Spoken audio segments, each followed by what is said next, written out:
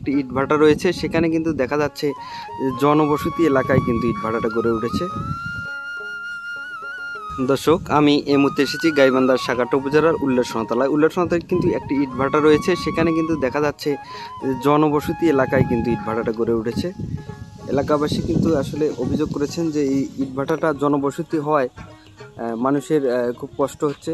এই ধোঁয়া থেকে গরু বাছুর থেকে শুরু করে আবাদি জমি নষ্ট হচ্ছে। আপনারা দেখতে পাচ্ছেন, এটা কিন্তু উল্লাসনতলা ইটভাটা। এখানে কিন্তু এই ইটভাটায় কিন্তু জনবসতি এলাকায় গড়ে উঠেছে।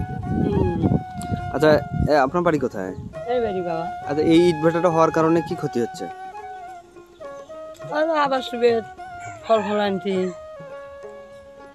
এগুলো নষ্ট হচ্ছে। আপনারা কি চান? ভাটা যেন না থাকে।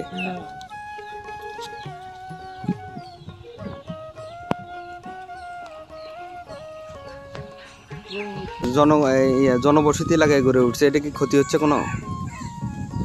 ক্ষতি হলে সেটা কেটা দেখতে দেবো, আগে তো